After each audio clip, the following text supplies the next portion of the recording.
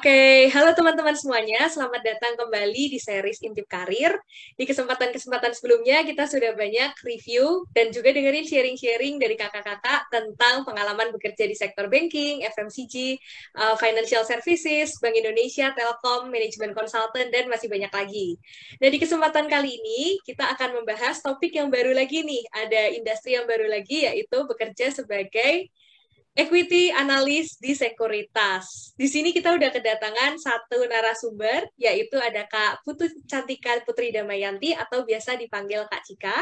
Kak Cika ini merupakan lulusan dari jurusan accounting Presiden University, dan Kak Cika ini sekarang bekerja di NH Korindo Sekuritas ya Kak ya. Halo Kak Cika. Halo, thank you for having me, Sonia. Thank you for short intro juga about me earlier. So kind of you. Mungkin boleh ini kali ya Kak. Sekarang kenalan dulu gitu Kak Cika, aktivitasnya apa aja. Terus sebenarnya Kak Cika ini siapa sih gitu, atau backgroundnya Kak Cika, sedikit background tentang Kak Cika. Okay, yeah, currently I'm working as an equity analyst. Yeah, you can call me Chika. And I was majoring in accounting before. Nanti bisa sambil lanjut aja kali ya, kita Q&A juga. Boleh, boleh. Kita sambil tanya-tanya gitu ya ke Kak Cika. Kalau Kak Cika, Kak, dulu awalnya kenapa sih Kak Cika itu tertarik untuk bekerja di sekuritas? Ada reason tertentu gitu nggak Kak? Kenapa tertarik ke sini? Yeah, okay. When you talk about the career in working at a securities house ya, or career in finance as a whole, sebenarnya the reason why I was attracted itu karena apa namanya, pertama memang aku tuh udah lumayan cukup close dengan yang namanya investment investment kind of stuff gitu. Jadi dari dulu tuh dari awal tuh aku udah juga invest invest di stocks gitu. But actually uh, the reason why aku working at securities house itu karena I want to analyze the company properly. Jadi waktu dulu tuh mungkin kayak cuma ini invest di one of stocks karena misalnya dia tuh as the company-nya tuh punya bigger size tuh lumayan ya apa namanya besar dan cukup well known, terus habis itu Market produk-produknya cap-nya kita udah ya. tahu, market cap-nya udah besar, jadi cuma itu doang, tapi sebenarnya uh, ternyata kan nggak sampai situ kan, ada another story-nya lagi sebenarnya yang bisa di breakdown. Terus juga kadang-kadang kenapa sih yang bisa ngedrift the stocks misalnya apa namanya rising, or misalnya ini tiba-tiba turun tuh apa sih. Turun. Nah ya kan itu saham itu selalu fluktuasi kan, jadi I think that's the things yang apa namanya yang mungkin kenapa aku pengen pengen bisa lebih kenal lagi. Dan and I found out ternyata working di securities house salah satunya tuh bisa bisa jadi bikin lumayan close enough lah dengan apa namanya yang pengen aku tahu sekarang gitu. Oke. Nah, kalau dulu awalnya gimana caranya sih Kak Cika bisa bekerja di sekuritas? Itu daftar daftar kemana aja gitu, atau gimana sih proses awalnya gitu? Kenapa bisa akhirnya keterima di sekuritas?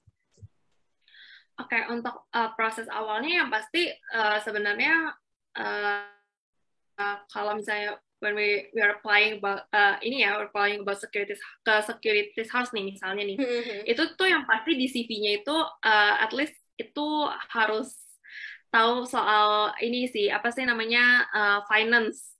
Finance. Jadi kalau misalnya yang memang bukan dari backgroundnya Background finance. bisnis, accounting, all business itu, kalau bisnis kan mungkin masih ada ya kayak intro-intronya finance kayak gitu, masih masih dapat lah. Tapi kalau yang misalnya di luar dari itu mungkin kayak bisa ngambil taking course juga about finance, karena ini lumayan yang sangat dibutuhin sih, salah satu skill yang hard skill yang sangat dibutuhin kalau kerja di securities house kayak gitu. Terus habis itu lebih bagus lagi kalau ngerti soal financial modeling. Jadi sebenarnya itu nggak, waktu itu aku nggak dapet itu di when I was in college. Jadi itu pertama kali aku belajar juga waktu aku join the competition. Nah, itu mau nggak mau aku akhirnya belajar cara financial modeling. Nah, karena aku udah pernah bikin financial modeling, even though itu kayak kayaknya nggak perfect banget lah, dan masih kind of kayak rough calculation juga sih sebenarnya, tapi itu bisa aku masukin as my portfolio, jadi aku Portfolio. ya portfolio, jadi aku attach itu di sama CV aku. Nah itu jadi poin plus juga sih, yang bisa attract dari HR security. Oh ini artinya udah tau lah at least kayak tentang apa namanya job description-nya kayak gitu. Oke, kalau ngomongin job description nih Kak Cika, kalau equity analyst itu kesehariannya Kak Cika apa aja sih Kak yang dikerjakan gitu kan? Mungkin banyak dari adik-adik di sini yang belum tahu nih kira-kira apa sih yang dikerjakan di sini gitu. Oke, as daily basis-nya sih biasanya misalnya kalau di job desk-nya nih ya, kalau daily basis-nya itu di awal-awal biasanya kita meeting. Kita selalu meeting, terus habis itu kita kasih investment idea kayak today kita tuh apa ya saham-saham yang worth to masuk di watchlist kita kayak gitu. Watchlist, ya. Karena di watchlist kita kira-kira saham-sahamnya apa, terus habis itu why-nya kenapa, apakah sektornya emang lagi bagus atau lagi emang rotasinya ke sana, atau memang ada katalis-katalis yang ini apa namanya mendukung saham-saham itu nih kira-kira ada potensi buat naik misalnya kayak gitu. Terus abis dari pagi ada meeting gitu, biasanya lanjut lagi ke kalau misalnya kan kita ada yang namanya release report ya. Jadi kayak setiap company itu biasanya setiap company itu tuh kalau ada yang namanya quarterly result gitu. Jadi dia rilis setiap apa namanya 3 bulan Kuartal, itu ya. ya kuartal Kuartal. gitu lah, setiap kuartal itu apa namanya dia rilis. Nah kita apa namanya do that kind of misalnya ya kita check-in financial statement-nya, terus habis itu kita kalau misalnya before kita buat equity report juga kita misalnya kontak ke company-nya untuk dapat info-infonya juga, kayak untuk minta di mereka presentation juga kayak gitu. Terus habis itu minta guidance dari company-nya juga kalau misalnya mereka ada. Terus habis itu udah sih mungkin end of result-nya cuma equity report aja, tapi mungkin setelah dari itu kita biasanya blast ke klien. Nah, habis itu juga kita dealing with the client juga sih. Jadi kalau misalnya kliennya suka kan pasti ada nanya apa namanya tentang equity report kita atau tentang stok tertentu, biasanya kita dengan sales team itu kita con call biasanya, ngelakuin con call, terus habis itu kita pitching juga idenya, or kita apa namanya explain kenapa tentang stok yang dia tanyakan. Biasanya sih daily basis-nya sih seputar itu sih. Oh, I see. Kalau untuk kliennya sekuritas sendiri itu biasanya individu atau korporasi gitu Kak? Kalau kliennya Kak Cika? Itu both. Jadi Oke. kayak sebenarnya depends on the apa namanya sales teams-nya. Jadi kalau misalnya kita kan work together with them ya. Kayak kalau misalnya kebetulan sales-nya itu yang retail, kayak yang individual investor kayak kita, ya kita juga ini sih apa namanya kita juga bantu kasih tahu mereka, kita pitching juga dan kita explain juga tentang stoknya kayak gimana. Terus kalau misalnya untuk yang corporate, somehow kita juga bisa kayak visit ke company-nya, or either juga by call aja sih kayak gitu. Oke, kalau untuk industri yang Kak Cika analisis nih, ini Kak Cika itu pegang sektor apa sih Kak kalau sekarang? Dan untuk pemegangan sektornya itu apakah di awal ketika Kak Cika itu berkarir di sekuritas, apakah boleh pilih atau di decide sama company gitu Kak? Oke, ini depends on the company juga ya sebenarnya. Kalau Boleh, boleh. ya kalau pas aku sih itu sebenarnya company-nya ngasih kebebasan sih untuk apa. Cuma karena aku ngerasa aku unexperienced, dan apa namanya menurut aku waktu itu consumer itu kayak maksudnya it's easy to ini ya analyze maksudnya. Kalau yang lain-lainnya kan mungkin kayak infra or infrastructure atau banking itu kan maksudnya as a financial statement-nya lumayan Beda. complicated juga. Ya, beda Beda. jenisnya. Terus habis itu juga product or services-nya juga lebih ya komprehensif juga gitu. Kalau consumer kan at least kayak apa sih, kita kan deket banget ya. Kebayang ya. Ya kebayang gitu, kita bisa imagine oh ya kayak misalnya makanan kayak gitu kan produk-produknya well known, dan kita juga biasa in touch juga nih dengan produk-produk yang kayak gitu. Jadi sepertinya kayak ada gambaran aja sih sama. Jadi aku waktu itu akhirnya decide untuk milih consumer sector dan di approve sama company-nya gitu. So far sampai sekarang up to now ini sih masih megang consumer juga. Pegang berapa perusahaan Kak Cika sekarang Kak? Kalau untuk kerja ini? Iya, untuk sekarang ini sih megang 12 companies, around 12 companies. 12 ya, oke. 12 company dari consumer yang cyclical and non-cyclical. Oke, mix berarti. Nah, kalau Ya, untuk ini nih Kak Cika, kenapa sih Kak Cika dulu memilihnya itu bekerja di NH Korindo Sekuritas dibandingkan dengan mungkin sekuritas-sekuritas lainnya gitu yang ada di Indonesia gitu? Ada spesifik reason nggak sih Kak Cika? Atau emang yang pas buka gitu saat itu yang ini?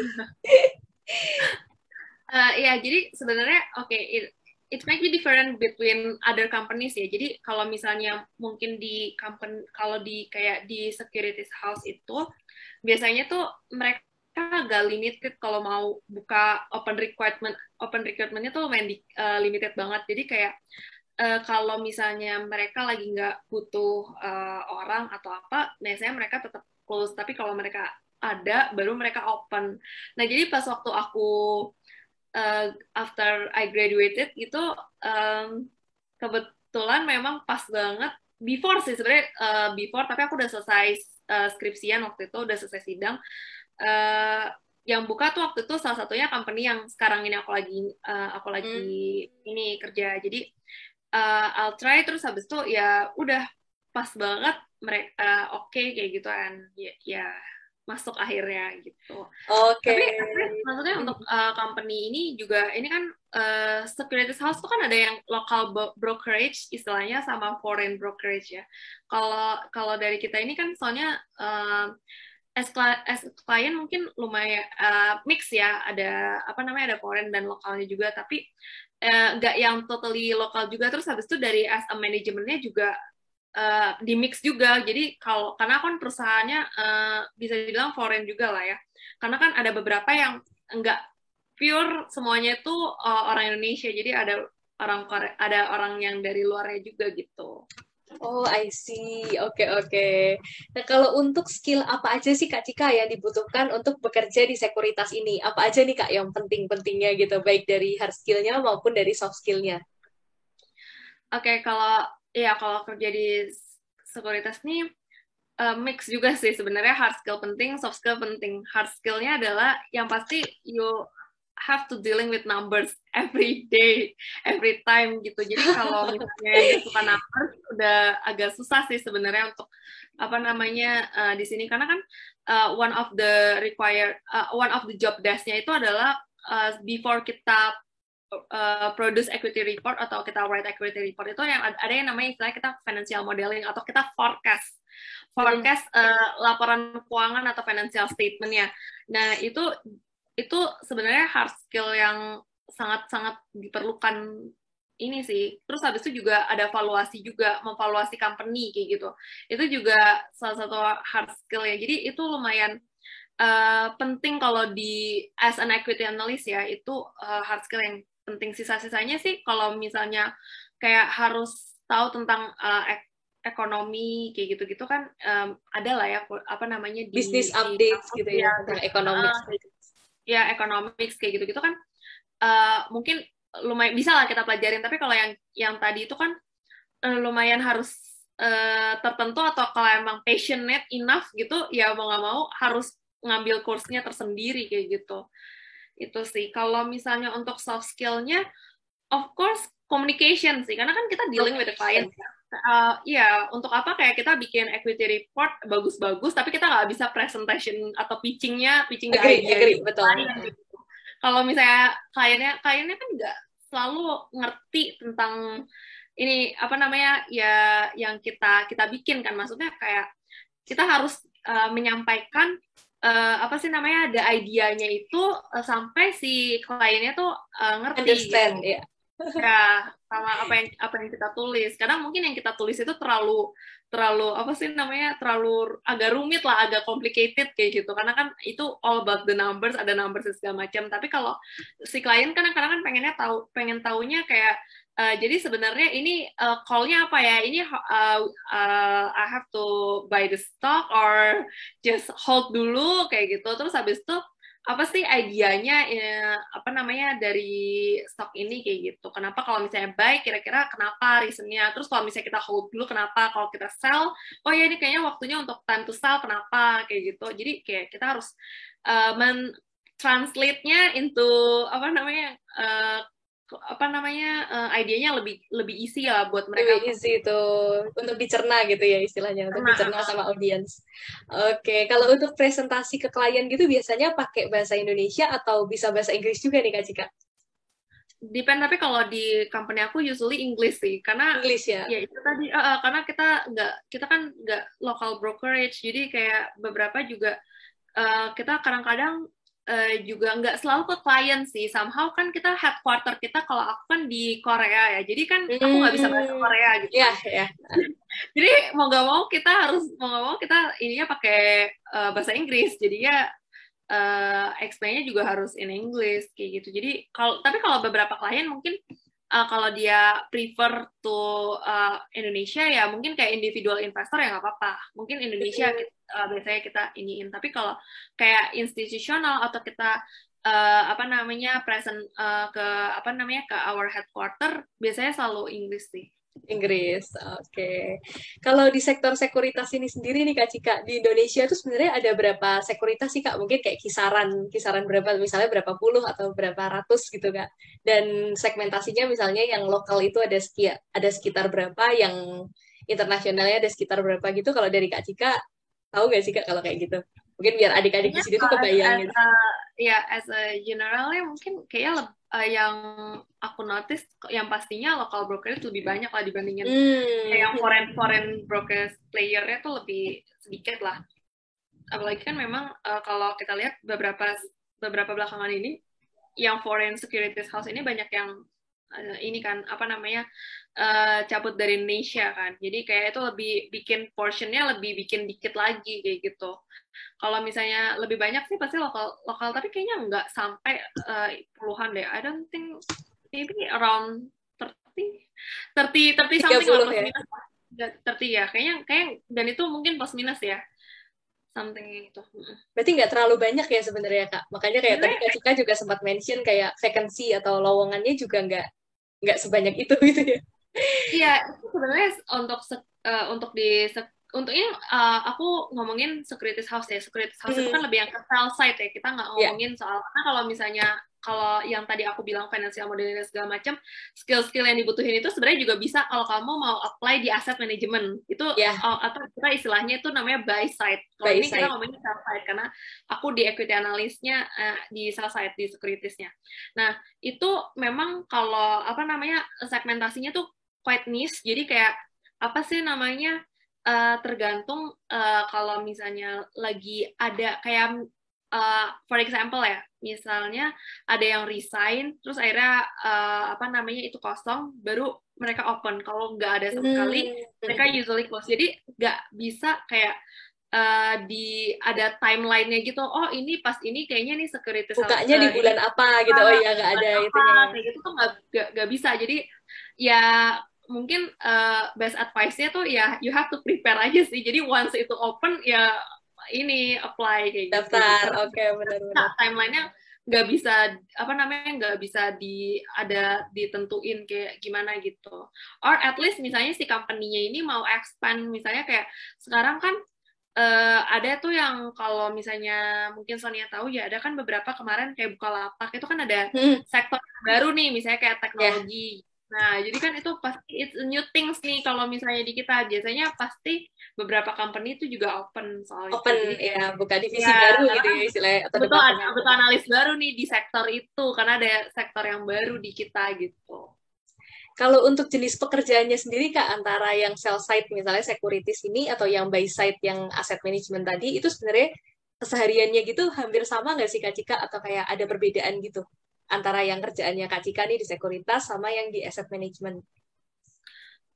Kalau misalnya skillsnya mungkin sama, tapi kalau job desk-nya of course totally maybe kayak agak slightly different sih. Karena kalau misalnya di sell side itu kita tuh biasanya pitching kan kayak ke klien ini idenya apa.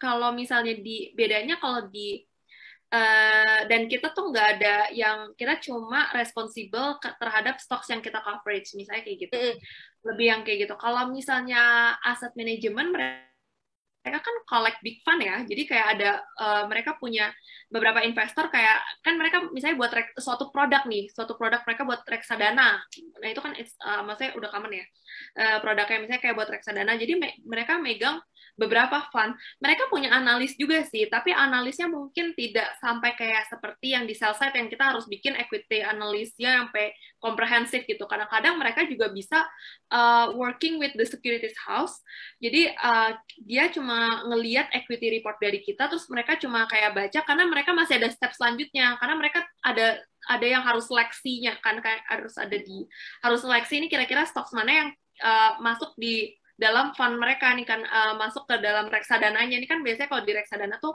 kalau misalnya reksadana saham nih ada misalnya mereka harus punya 10 saham misalnya.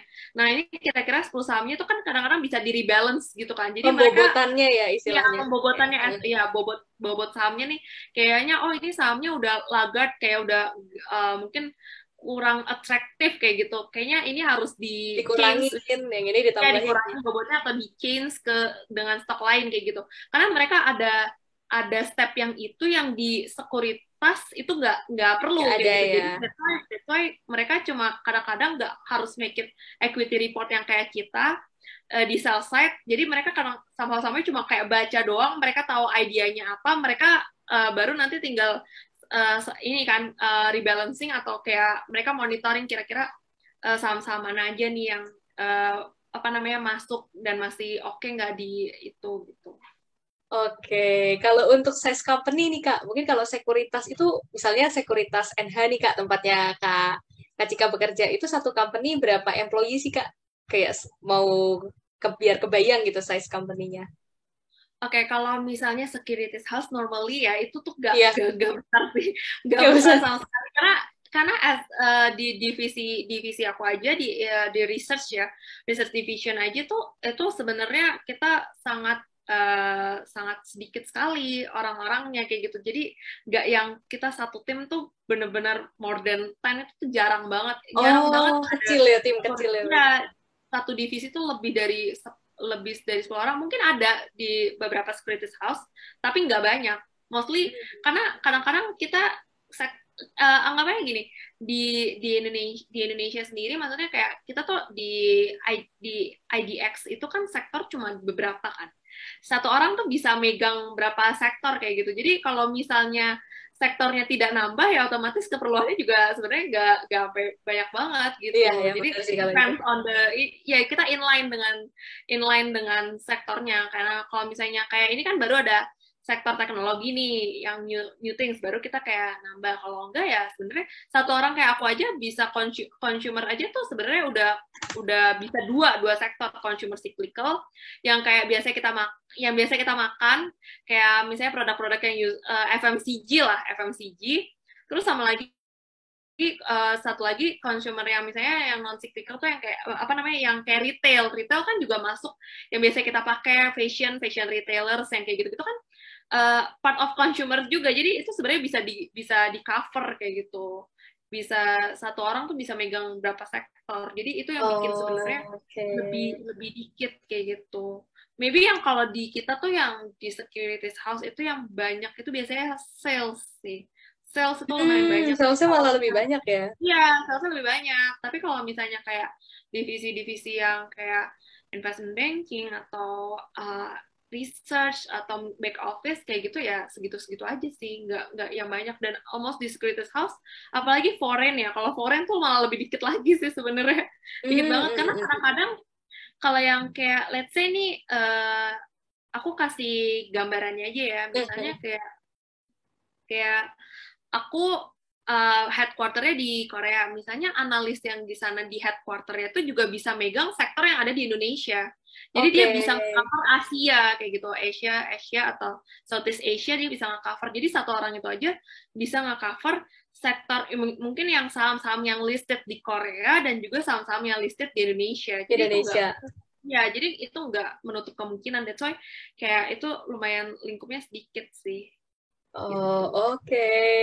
Nah, sekarang nih Kak Cika, kalau untuk persyaratan untuk bekerja di sekuritas, itu apakah bisa untuk semua jurusan atau kalau berdasarkan teman-temannya Kak Cika yang sekarang itu dari jurusan apa aja sih Kak gitu yang possible untuk bekerja di sektor ini? Oke, in terms of ini apa namanya requirement-nya ya, kira-kira yang untuk apply di sekuritas, mostly sebenarnya pasti bisnis ya biasanya yang apa namanya Ekonomi, manajemen accounting, manajemen, ya, accounting. ekonomi gitu ya, accounting yang di apa namanya yang bisnis lah. Kalau misalnya yang non bisnis itu sebenarnya juga bisa. Yang kayak teknik tuh juga ada sih sebenarnya. Teman Hmm, aku juga ada yang dari teknik juga gitu. Karena kan basically teknik juga apa namanya numbers-nya cukup kuat kuat. ya. Mereka Ya, kalau ya betul. analis cuma mungkin finance terms-nya yang mereka nggak biasa ini untuk apa namanya baca atau ngertiin gitu. Nah, biasanya kalau yang dari luar itu mungkin caranya adalah ngambil sertifikasi sih. Jadi ngambil sertifikasi kayak sertifikasi untuk di sekuritas ada beberapa di yang Indonesia. CFA mungkin ya, Kalau CFA mungkin kan dari luar, kalau dari Indonesia asingnya, tuh ya ada investment BPPE. manager, ya WPPE atau WMI, wakil manajer investasi, investment manager representatif lah ibaratnya kayak gitu. Jadi kayak bisa ngambil itu, jadi itu buat make sure kayak kamu udah ngerti finance term-nya. Karena kalau misalnya dari teknik sebenarnya juga open juga, misalnya yang dari teknik atau dari yang sebenarnya kita lihat itu kuat lah soal numbers-nya juga gitu. Jadi cuma mungkin mereka untuk lebih convince-nya nih, oh ngerti soal finance-nya, makanya butuh tambahannya sertifikasi gitu. Oke. Nah sekarang nih Kak, kalau tadi kan udah ke persyaratan, sekarang kalau untuk tahapan seleksi masuk ke sekuritas, itu ada tahapan apa aja sih Kak Cika? Dan kayak tips and triknya mungkin Kak, untuk masing-masing tahapan seleksinya. Pertamanya misalnya setelah berkas CV gitu, terus berlanjut ke apa lagi nih Kak?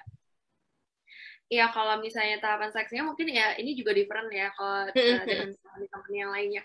Tapi pastinya kalau misalnya CV-nya udah oke, biasanya dipanggil HR, terus habis itu biasanya mungkin ada apa namanya kita ini sih biasanya nyiapin, makanya that's why kadang-kadang harus prepare portfolio juga sih. Iya untuk stoknya apa, misalnya pilih aja salah satu stoknya, terus habis itu try to analyze sendiri aja gitu, nggak mesti harus perfect juga. Karena waktu aku sebelumnya masuk juga kan aku belum pernah have an experience working at securities house before, jadi kayak ya aku try to analyze, terus buat juga financial modelingnya, nanti presentasi, biasanya sih presentasiin sih di depan head-nya gitu. Oke. Berarti Ada nggak kayak rekrutmen pada umumnya ya Kak, yang psikotes terus ada FGD gitu-gitu kan nggak ada ya, berarti beda ya tipikalnya. ya biasanya kalau mungkin FGD-nya diganti itu kali ya. Diganti Kalau present, biasanya ya. sekarang presentation Pitching gitu. ya, istilahnya pitching gitu. Iya, pitching. Kenapa sih kayak misalnya let's say tolong dong convince kita kenapa kita harus buy that stock kayak gitu. Oh iya, nanti jadi kita buat make it kayak presentationnya gitu, atau kita ya kita buat reportnya, terus kita ngasih tahu pertama ini company-nya di apa, di sektor apa, terus habis itu kita call-nya apa nih? Oh, kita misalnya yang buy Buy, dengan sell. buy misalnya dengan kita tentuin Target harga saham price. sekarang tuh di mana, terus upside potensial upside-nya tuh berapa persen, terus target price-nya tuh berapa kayak gitu. Nah, biasanya habis dari situ tuh itu udah itu sebenarnya udah input dari interview sih, kayak itu udah part of interview juga sih sebenarnya. Jadi biasanya dari mereka tuh udah langsung nanyain, oh kenapa sih milih stok ini, industri ini, itu udah panjang deh tuh questionnya, udah bisa sampai 1 hour. kayak 1 jam gitu. gitu bisa ya Kak Ya, interview kayak gitu? bisa kalau waktu itu aku lumayan sih bisa 1 hour nggak kerasa sih, lebih malah. Jadi Oh, jadi oke. paling awal-awalnya biasanya kalau sama HR biasa sih kayak apa sih namanya kenapa mau jadi as an equity analyst kayak gitu and apa sih namanya strength and weakness yang biasa-biasa kayak gitu tapi uh, major pointnya tuh ya di situ sebenarnya kamu harus bisa nge-convince si headnya itu untuk ini kayak gitu sama-sama kadang headnya juga mungkin kayak misal orang tricky karena itu biasa sih dia tuh ingin apa namanya interviewernya tuh kayak pengen menggambarkan nanti kita kalau kita kerja tuh kita kurang lebih juga akan seperti itu karena basically Hmm, klien kita juga akan nanya kan nanya, kenapa betul, kamu akan harus menggali ya. apa namanya rekomendasi iya by this talk kalau misalnya kayak bingung atau kayak nggak yakin kayak gitu kliennya juga karena kan kliennya punya money kan dia Betul, dia betul. maksudnya dia punya fund yang dia harus kasih jadi ya kita soalnya kalau kerja di sini tuh sangat close banget dengan uang dan ini sih sangat apa namanya relationship close banget dengan pertanggungjawaban ini kan money-nya, fund-nya yang Betul. klien klien pegang gitu. Walaupun bukan kita yang ngurus, cuma kan kita yang merekomendasikan kan. Jadi kayak harus yakin kayak gitu. Kadang-kadang mungkin terkesan kayak challenge kita, tapi actually di real work-nya kayak gitu juga. Kliennya juga akan menanyakan hal yang sama. Jadi ini Betul, cuma betul. kayak kayak gambarannya aja sih. Karena kalau Gitu. profit modelnya dari sekuritas kan juga dapatnya kan dari persentase fee ya, memang dari Ya. transaksi itu kan sebenarnya. Jadi memang kita harus bertanggung jawab atas itu rekomendasi-rekomendasi kayak gitu kan. Ya rekomendasi dari kita nggak ada of course pasti ada disclaimer on ya maksudnya kayak kita Hmm, nggak selalu bilang kayak kan pasti ada benar. factor yang bilang ini pasti bakalan benar gitu maksudnya tiba-tiba kita call by ternyata memang tiba-tiba ada kan kita Kejadian nggak tahu ya tertentu. kapan bisa misalnya kayak dia ngelakuin corporate action or I think yang some of the things yang uh, membuat terkesannya tuh mungkin investor yang lainnya melihatnya itu negatif kayak gitu. Jadi kan itu juga unpredictable kan gitu. Jadi ya disclaimer on juga sih, tapi tetap at least kamu harus convince dengan idenya the stocknya tuh kenapa gitu. Nah, kalau untuk setelah dari tahap pitching itu, Kak, itu masih ada apa lagi tuh, Kak, Cika? Tinggal medical check up, lalu juga offer, atau seperti apa tuh, Kak?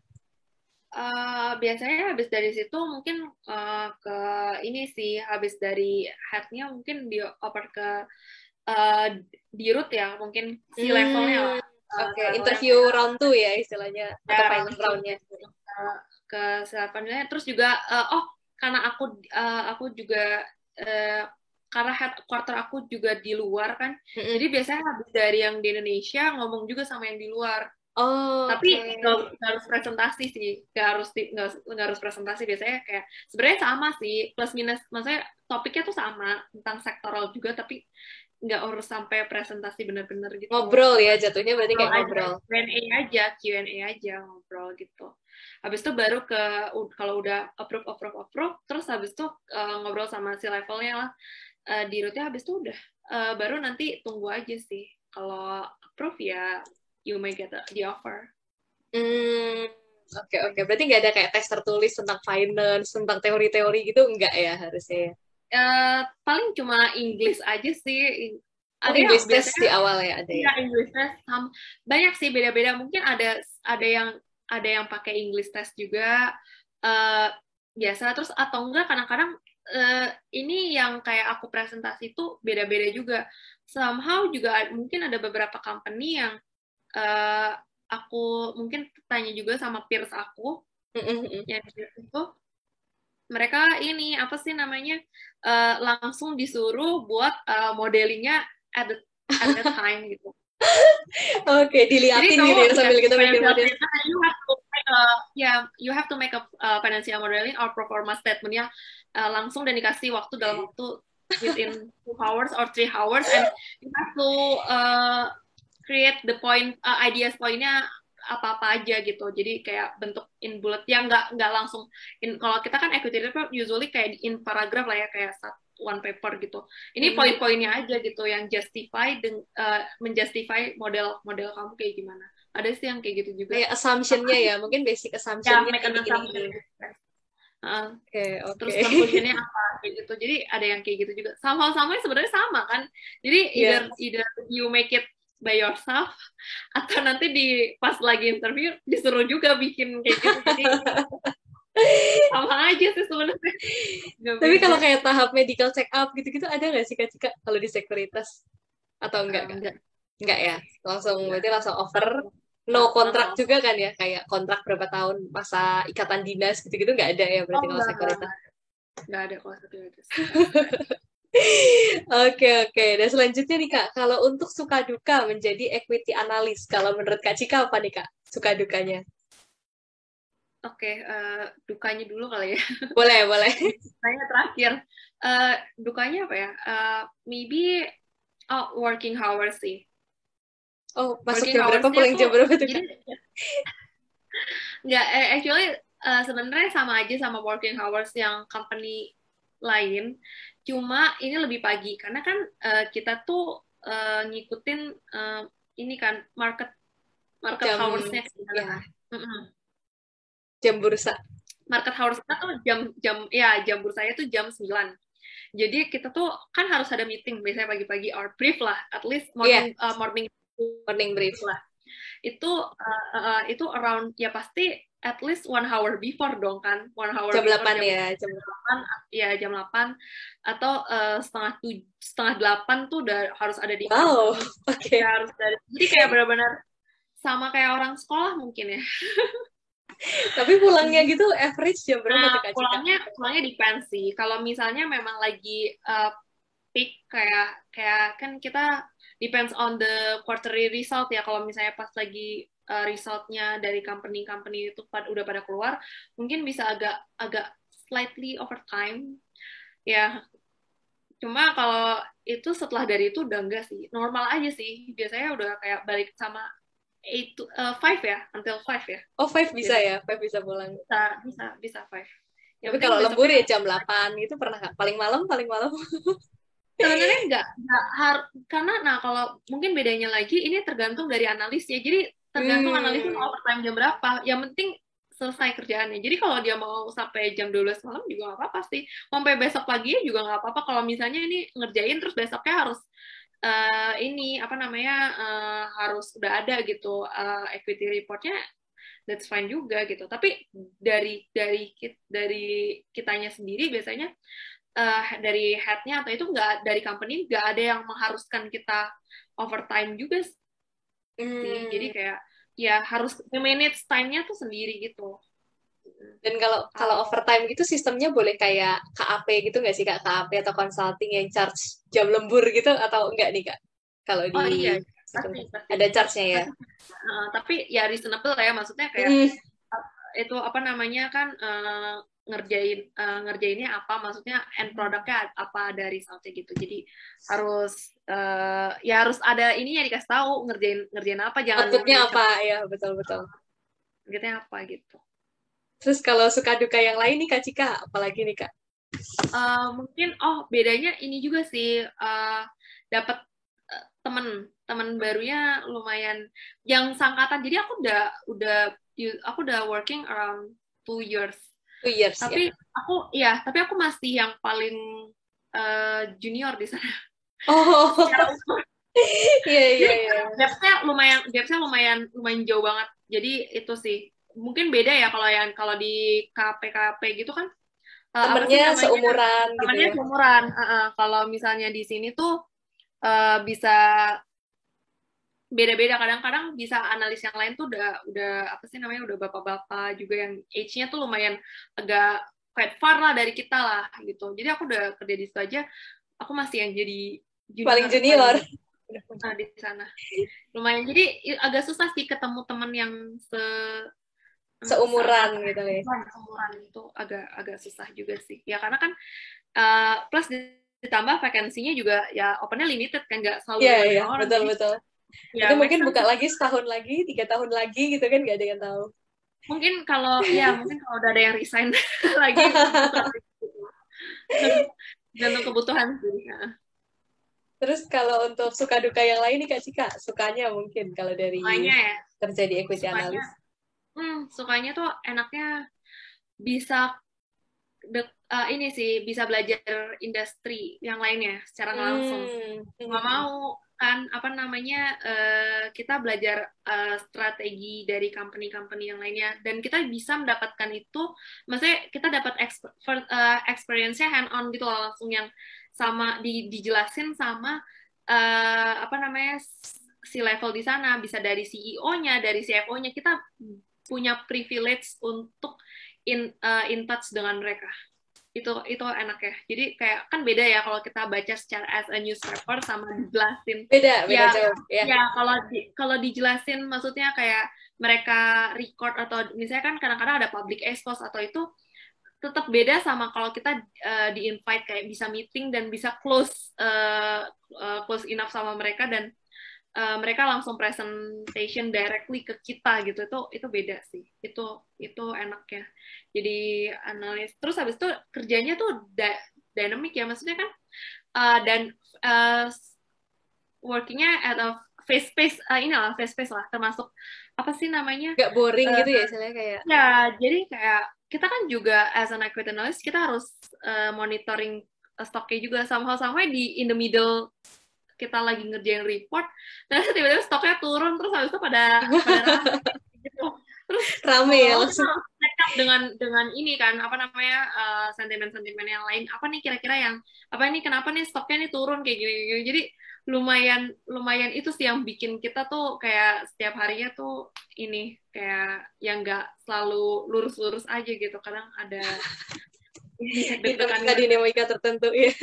dinamika stoknya sih, karena kan bisa every hour every second bisa bisa kalau turun tiba-tiba kan kayak pasti klien udah pada nanyain, calling itu bisa telepon tuh langsung terus-terusan call ke kita kayak gitu, dan we have to explain Answer. gitu in the short time gitu, kita harus tahu itu kenapa why-nya gitu. Nah, tapi Ya, kalau sebagai equity challenge. analyst nih, Kak Cika berarti tetap juga boleh menjadi investor kan ya, Kak? Investor di pasar modal gitu. Tetap boleh investasi saham kah? Atau ada larangan nggak boleh gitu? Boleh sebenarnya, nggak dilarang, tapi mungkin ada terms and condition apply gitu. Jadi gini, sebenarnya as an equity analyst itu kan kita ya balik lagi kita punya privilege kan. Sebenarnya apa yang diomongin dari manajemen, maksudnya dari company yang listed itu ke ke investor yang lain tuh sama sebenarnya sama yang kita as an equity analyst dan mungkin dan beberapa yang lainnya juga gitu. Tapi mungkin yang berbeda itu adalah time-nya. Jadi Waktunya dapat mungkin duluan kita ya bisa. privilege. Iya, jadi waktunya mungkin karena kita udah lebih mungkin misalnya nih finansialnya udah keluar gitu. Kadang-kadang mereka buat buat meeting dulu sama tim analis dari semua sekuritas kayak gitu. Before dia mungkin Disclose laporannya. disclose ke apa namanya ke news atau apa. Mungkin financial statementnya udah keluar, cuma maksudnya penjelasannya dari merekanya itu yang belum kan, jadi kadang-kadang kita mungkin lebih duluan, or Dapat karena lebih kita udah update lah lebih ya. ya, lebih updated gitu. Terus kadang-kadang kan karena kita lebih dekat juga, kita tahu kontaknya juga, jadi kadang-kadang kita juga bisa nanya langsung kayak gitu. Jadi nah itu sih yang sebenarnya mungkin mungkin jadi harus hati-hati, dan ada di setiap company ada prosedur tertentu sih, terutama terutama untuk invest di stocks yang apa sih namanya yang kita cover, terutama sih itu Oke. sih. Itu Iya, berarti karena kan kita kayak, pas ya, karena kan kita biasanya pasti udah tahu lah kan, kita yang analisis kan, jadi iya, kayak iya, udah betul, betul. lebih lebih lebih tahu duluan gitu, ini kemana kayak gitu kan, kita udah ini. Cuma cuma kenapa nggak sampai nggak boleh banget ya, pastinya karena kita kita bukan market maker ya yang punya yang kalau kita invest itu langsung stoknya langsung Mengubah berubah ya, gitu. nggak bisa sih kita Iya retail langsung. kecil-kecil. Iya, kita kan size-nya lebih lebih kecil kan. Jadi itu sih sebenarnya nggak sekomplikated itu juga, tapi mungkin ada ya TNC term and condition-nya itu yang beberapa mungkin yang harus diperhatikan gitu. Oke, oke. Dan terus ini juga ada pertanyaan nih Kak Cika dari kemarin question box. Untuk salary range awal menjadi equity analyst itu berapa sih Kak Cika? Nah, iya nih, to be honest, aku nggak begitu memperhatikan banget ya kalau misalnya as an industry. Mungkin mungkin ini ya, eh aku bisa predict around mid in million ya, itu Ya, lebih ke mid single digit lah, until double digit gitu. oke. Range-nya tergantung dari size of the company juga dan tergantung dari iya tergantung dari size of the company-nya sih. Heeh, Oke, itu tergantung size begitu. company-nya ya. Berarti kalau antara lokal sama foreigner itu juga beda kali ya mungkin itunya standar, Iya, salary standar. standarnya beda dan juga kalau dari apa namanya tergantung apa namanya kan sekuritas sekuritas soalnya banyak dan ini jadi mungkin range-nya tuh benar-benar jauh banget mungkin bisa bisa jauh juga gitu. Bisa yang kepala dua, kepala tiga gitu juga bisa jadi ya.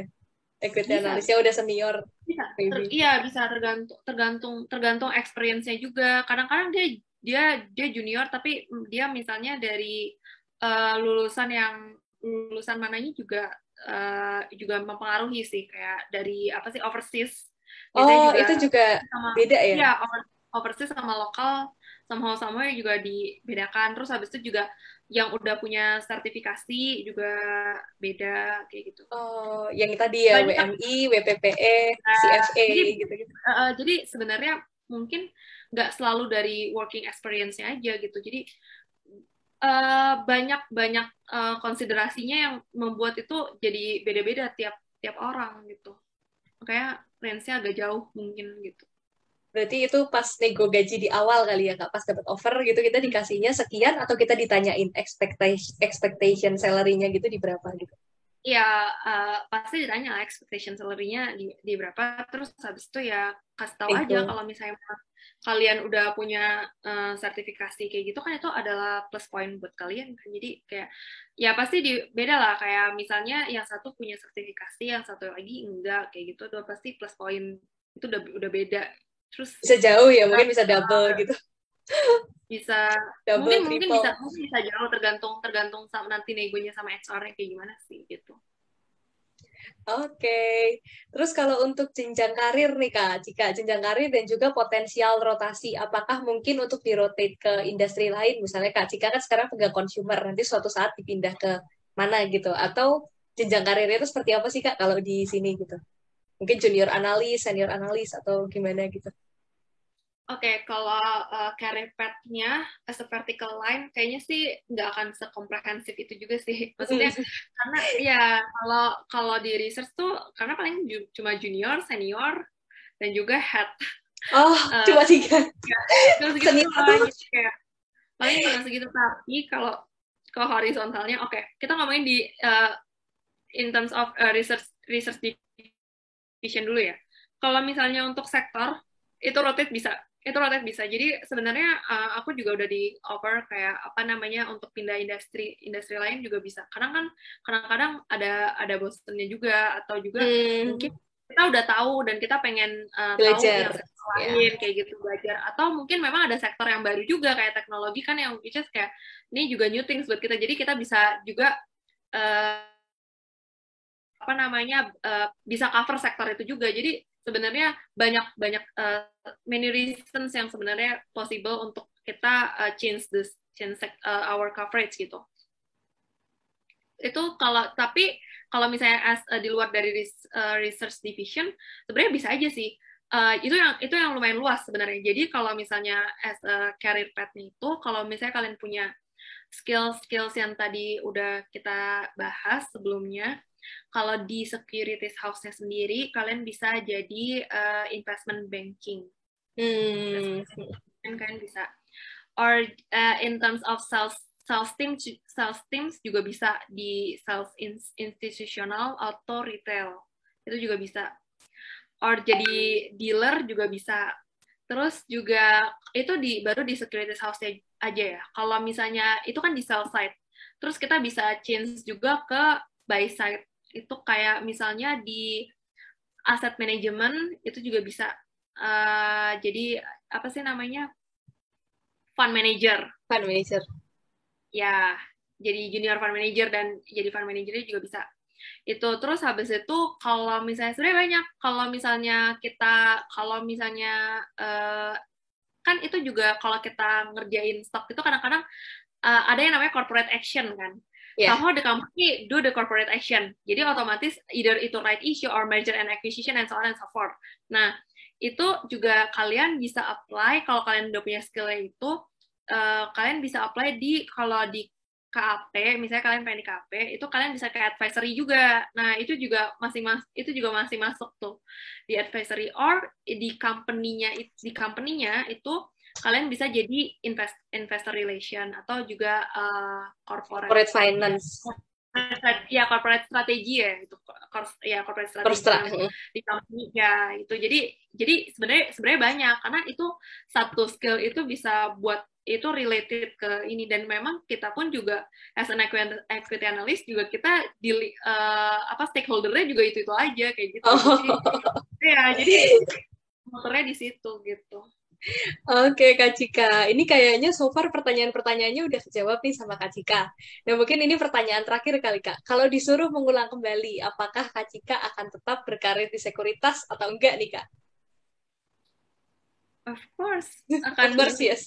Iya. Emang seneng ya sama industri ini, sama bidang ini? Ya, memang kan aku udah interested and passionate di stock market. Jadi dari awal itu memang aku since I was in college itu aku udah invest di stocks, tapi memang aku belum ngerti banget cara menganalyze the company properly kayak gitu.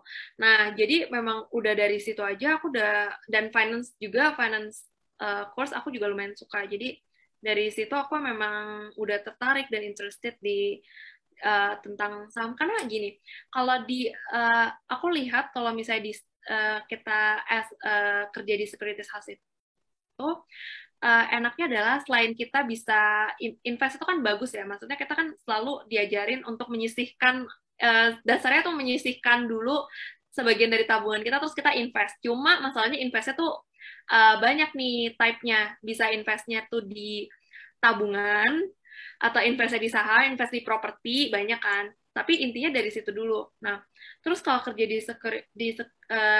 sebagai analis atau kerja di industri ini tuh biasanya selain kita juga bisa untuk kepentingan kita pribadi, maksudnya kita jadi bisa invest kan untuk masa depan kita juga bisa ngasih rekomendasi untuk orang lain juga bisa berinvestasi. Itu sih sebenarnya ada baiknya juga gitu, karena kan mau nggak mau investasi kan sebenarnya bagus kan, walaupun memang resikonya tetap ada, tapi tetap masih bagus kan. Jadi kayak kita juga bisa bantuin mereka untuk mengatur keuangan mereka juga, untuk ngasih rekomendasi untuk at least kayak ini mengcompound mereka punya money gitu loh, daripada mereka mereka didiemin aja, daripada mereka spending, sisihkanlah berapa persen allocation-nya untuk invest. Nah, kita bantu juga dari sisi kita rekomend nih kira-kira nih investasi yang proper tuh di saham-saham mana, misalnya kalau di securities kalau di securities house ya, kalau misalnya kalau dia nggak punya waktu gitu untuk menganalisa sendiri, kamu bisa nih taruhnya tuh di fund, tapi sebenarnya intinya kan ada niat baiknya juga gitu loh. Jadi itu sih sebenarnya yang aku juga kayak happy sih working di sini gitu. Benar-benar. Dan ketika dirimu yang ngasih advice gitu, orang lain pasti percaya ya, karena dirimu kan memang berkarirnya di sekuritas gitu ya istilahnya. Ya, kita kan setiap orang punya expertise-nya masing-masing. Betul. Ini Kak Cika juga keren banget nih, kemarin masuk TV ya Kak ya, untuk present kayak pitching stock gitu, kayak tentang review ya Kak, report. Ya, jadi memang ya ada beberapa memang kan itu salah satu dari kita juga sih buat mengadvise kira-kira stok-stok mana yang mungkin bisa jadi watchlist juga, jadi recommendation juga buat mereka, karena kan mungkin ada beberapa orang yang pengen memang hand on sendiri gitu loh, maksudnya kayak invest or jadi as a trader, atau dia invest sendiri, nggak mau fund money itu dimasukin ke reksadana kayak gitu. Kalau reksadana kan memang udah diatur, di-managein sama asset management, kan kayak gitu. Sebenarnya sama aja sih, cuma mungkin ada beberapa orang yang pengen belajar sendiri nih. It's a good things juga sih sebenarnya gitu.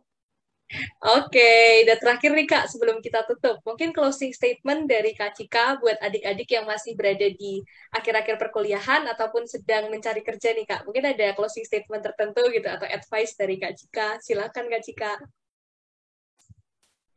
Oke, mungkin closingnya adalah just prepare aja. Kalian harus tahu kayak apa namanya, kalian passionate di mana. Kalau misalnya untuk kadang dunia kerja sama dunia perkuliahan itu benar-benar beda.